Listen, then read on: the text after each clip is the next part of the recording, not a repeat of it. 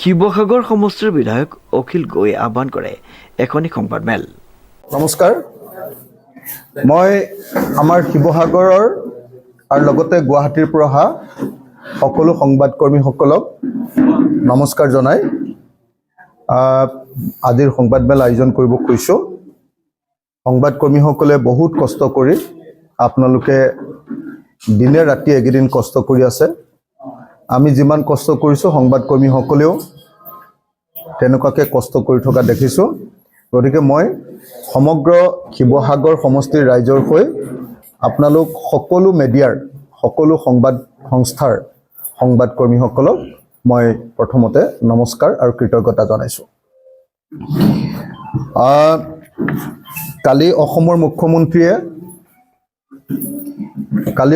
মুখ্যমন্ত্ৰীয়ে সংবাদমেল দি কৈছে নে ফেচবুক লাইভ দি কৈছে যে তেখেতে শিৱসাগৰ, চৰাইদেউ, যোৰহাট, গোলাঘাট এইকেইখন জিলাৰ মহিলাসকলৰ অৰুণোদয় 1250 টকাৰ পৰা 2500 টকা কৰি দিব এই মাহটোৰ কাৰণে, আগষ্ট মাহটোৰ কাৰণে। মই তেখেতক প্ৰথমতে ধন্যবাদ জনাইছোঁ।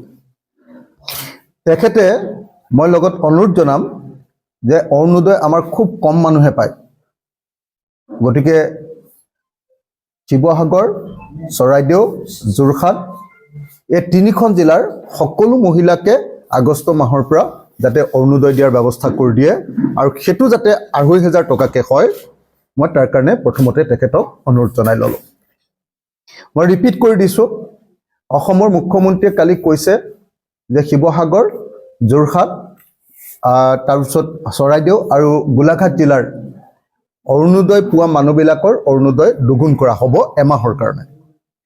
মই লগতে এইটো অনুৰোধ জনাইছোঁ, তেখেতক ধন্যবাদ জনাই মই অনুৰোধ জনাইছোঁ যে তেখেতে অৰুণোদয় আমাৰ সকলো মহিলাক দিয়াৰ ব্যৱস্থাটো কৰি দিয়ক, কাৰণ আমাৰ আধামান মহিলাহে অৰুণোদয় পায়, আৰু লগতে সেইটো 2500 টকাটো কৰি দিয়ক। এইটো মোৰ প্ৰথম অনুৰোধ। দ্বিতীয় কথাটো হ'ল, কালি মুখ্যমন্ত্ৰীয়ে কৈছে যে আমি এককালীন সাহায্য হিচাপত 15,000 টকা দিম। মই ভাবোঁ যে এই 15,000 টকাটো একেবাৰে ন্যূনতম। যিটো এককালীন সাহায্য তেখেতে কৈছে যে 15,000 টকা দিম, আৰু তাৰ পাছত যাৰ যি ক্ষতি হৈছে, যেনেকৈ ধৰক গৰু যদি মৰিছে গৰুৰ দাম দিম, মহ যদি মৰিছে মহৰ দাম দিম, এনেকৈ ঘৰ যদি ভাগিছে ঘৰৰ 1,40,000 টকা দিম, এনেকৈ তেখেতে কৈছে। কিন্তু মই আপোনালোকক এখন ফটো দেখুৱাব খুজিছোঁ। আজি মই আপোনালোকক এখন ফটো দেখুৱাব খুজিছোঁ যে একচুৱেলি মানুহৰ অৱস্থা কেনেকুৱা হৈছে।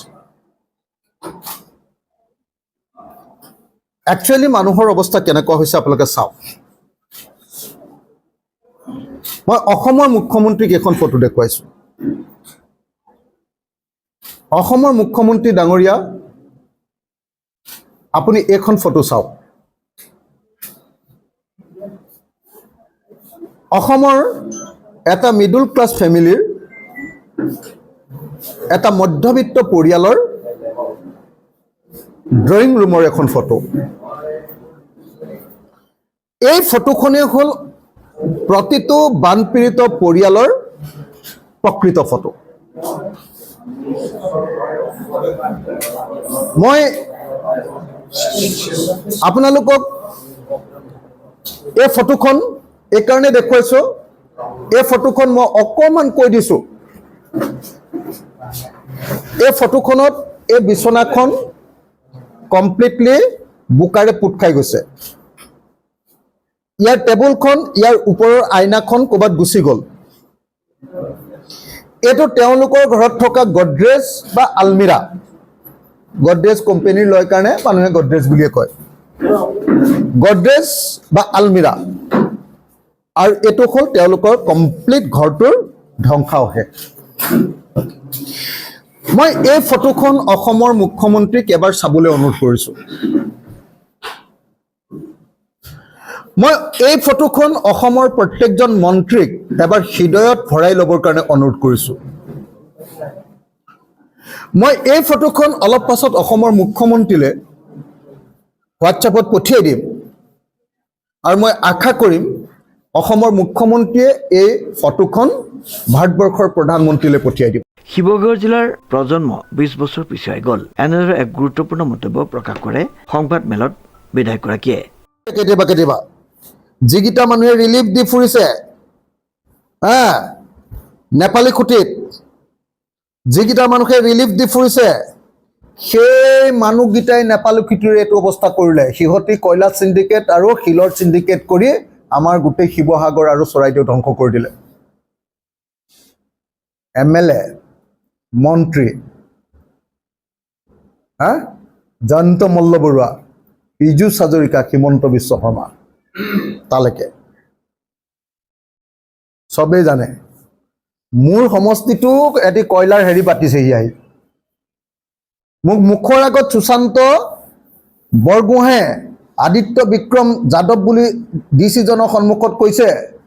মই ক'লোঁ যে মোৰ তাত হাঁহ চৰা কি কয় এডোখৰ ঠাই সোণপুৰাত কি এইবিলাক কয়লাৰ ঘাটি পাতিছ? মই 10 লাখকৈ পাওঁ, দিগদাৰ। 5 লাখ পাওঁ, তই দিগদাৰ নকৰিবি বুলি কৈছে। মই কৈছোঁ এই আদিত্য বিক্ৰম যাদৱ শুনিছেনে আপুনি? কি ক'লে আপোনাৰ সন্মুখতে? ক'লে শুনিছোঁ ছাৰ। বোলে একদম বন্ধ কৰক। কৈছে ছাৰ চৰকাৰে নক'লে আমি কেনেকৈ কৰিব পাৰিম? তো আপোনালোকক মই সেইকাৰণে ক'ব খুজিছোঁ যে মই অসমৰ সাংবাদিক সমাজক অনুৰোধ কৰিছোঁ। মই কেইখনমান ফটো আপোনালোকক দেখুৱাইছোঁ। যি ঠাইবিলাকৰ পৰা একচুৱেলি এই গোটেই পানীটো আহিছে, এইটো নাগালেণ্ডৰ এই পাহাৰৰ পৰা আহিছে। আপোনালোকক দুখনমান ফটো দেখালে গম পাব। এইবিলাক চাওক, এনেকুৱা ধৰণৰ মানে শিল আনি এনেকুৱা ধৰণৰ গোটেই গাঁত কৰি দিলে। গোটেই কয়লা খান্দি ডাঙৰ 20 কিলোমিটাৰ 21 কিলোমিটাৰ বহল হ্ৰদ তৈয়াৰ কৰি দিছে সিহঁতি। দীঘল 21 স্কোৱাৰ কিলোমিটাৰ 22 স্কোৱাৰ কিলোমিটাৰ ডাঙৰ হ্ৰদ কৰি দিছে। তাত সকলো সময়তে পানী জমা হৈ থাকে। কোনোবাটোত পাহাৰটোৰ ওপৰত আছে, ভিতৰতো গোটেইটো গাঁত, তাত পানী জমা হৈ আছে।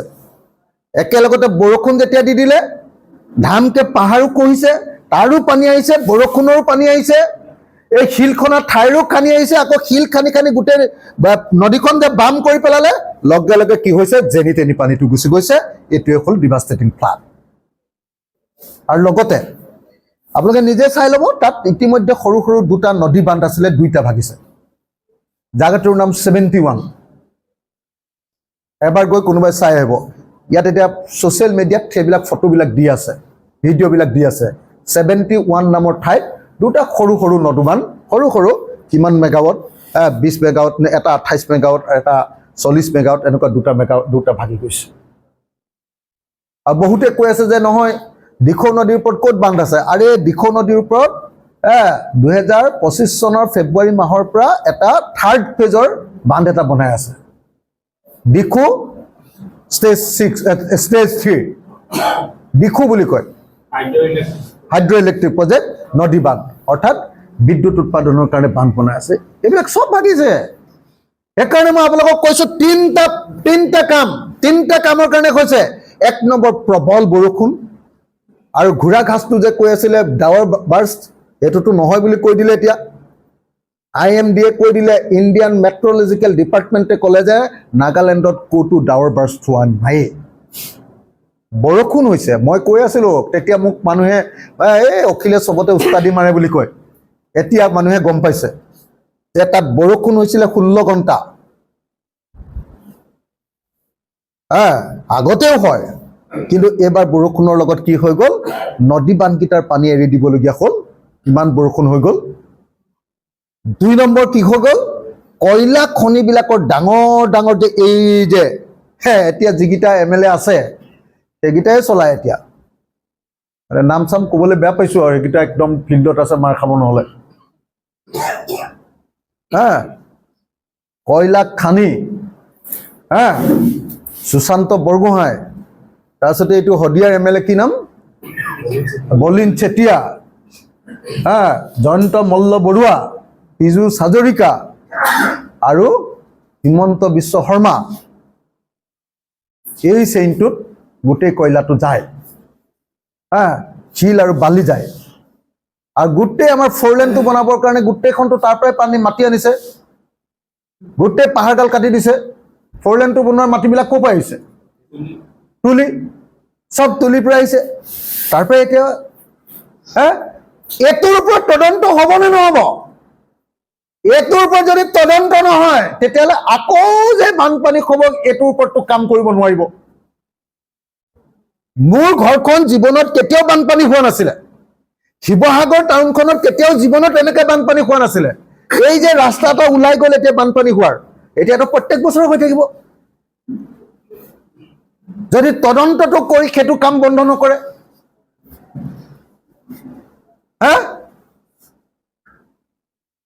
সেইকাৰণে মই দুটা বস্তু আজি আপোনালোকক অনুৰোধ কৰিবলৈ আপোনালোকৰ ইয়ালৈ মাতিলো যে মুখ্যমন্ত্ৰী ডাঙৰীয়া, আপুনি আৰু ৰিলিফ দিলেও দিব নিদিলেও নাই, কিন্তু আমাৰ প্ৰত্যেকটো পৰিয়ালক 10 লাখকে টকা লাগিব। অন্ততঃ বাকী মই নাজানো, মোৰ সমষ্টিত 10 লাখকে টকা CMে দিব লাগিব। আৰু যদি মোৰ সমষ্টিত 10 লাখকে টকা এটা এটা পৰিয়ালক CMে নিদিয়ে তেতিয়াহ'লে মই CMৰ টেবুলৰ ওপৰত শিৱৰ তাণ্ডৱ নৃত্য কৰিম। মোক জেল দিয়ে, ফাঁচি দিয়ে, গ্ৰেপ্তাৰ কৰে, NSA লগায়, NIA লগায়, গুলিয়াই মাৰে, এনকাউণ্টাৰ কৰে, যি কৰে কৰিব পাৰিব, কিন্তু মই CMক সোধাই নেৰো। মই CMক সোধাই নেৰো। 15,000 টকা দি যদি বাচিম বুলি ভাবিছে, আৰু প্ৰধানমন্ত্ৰীয়ে যদি গামোচা লৈ আকৌ এবাৰ পৰা কৰে, মই মানে বেয়া শব্দ এতিয়া নকওঁ আৰু, কৰিম উল্টা পুল্টা কৰিম প্ৰতিবাদ, উল্টা পুল্টা প্ৰতিবাদ কৰিম। এই বিপদৰ সময়ত এতিয়ালৈকে নাহিলে। আজি কেইদিন হৈ গ'ল? 19 তাৰিখৰ পৰা আজি 29 তাৰিখ, 11 দিন হৈছে। আজি কমপ্লিট 11 দিন কমপ্লিট হৈছে। 11 দিনৰ পাছতো এতিয়ালৈকে প্ৰধানমন্ত্ৰী অসমলৈ নাহিলে। 11 দিন শেষ হৈ যোৱাৰ পাছতো এতিয়ালৈকে গৃহমন্ত্ৰী অসমলৈ নাহিলে। এতিয়ালৈকে ইয়াক নেশ্যনেল ডিজাষ্টাৰ ঘোষণা নকৰিলে। আৰু তাৰ পাছত ইহঁতে অসমক ভাল পাওঁ বুলি ক'লে ইহঁতক টিকা চেলাই বেট দিব লাগে, ইহঁতক টিকা চেলাই বেট দিব লাগে, মই কৈ দিলোঁ। তাৰ পাছত যদি এতিয়া অসমক ভাল পাওঁ বুলি কয়,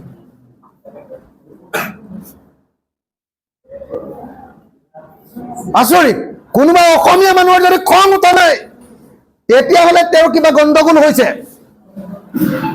প্ৰধানমন্ত্ৰী এই পৰিস্থিতিত ভ্ৰমণ নকৰাৰ পাছতো আৰু ইয়াক নেশ্যনেল কেলামিটি ডিক্লেয়াৰ নকৰাৰ পাছতো যদি কোনোবা অসমীয়া মানুহে এতিয়ালৈকে খং উঠা নাই, তেওঁ অসমীয়া মানুহে যদি বেয়া পোৱা নাই, তেতিয়াহ'লে সি অসমীয়া নহয়, কি ভণ্ড অসমীয়া, 2 নম্বৰী অসমীয়া। তাৰ অসমীয়াত্ব নাই। যি প্ৰকৃত অসমীয়া, নৰেন্দ্ৰ মোদীৰ এই কামত প্ৰত্যেকজনে খং কৰক, বিজেপিৰ এই কামত প্ৰত্যেকজনে খং কৰক। আৰু হিমন্ত বিশ্ব শৰ্মাক এনেকে প্ৰধানমন্ত্ৰীৰ ওচৰত ভৰিত ধৰিও যে একো আনিব পৰা নাই, তাৰ কাৰণে হিমন্ত বিশ্ব শৰ্মাক পদত্যাগ কৰিবৰ কাৰণে দাবী উত্থাপন কৰক। এয়া হ'ল প্ৰকৃত অসমীয়াত্ব, এয়া হ'ল জাতীয়তাবাদ, এয়া হ'ল জুবিন গাৰ্গক ভাল পোৱা মানুহবিলাকৰ কাম।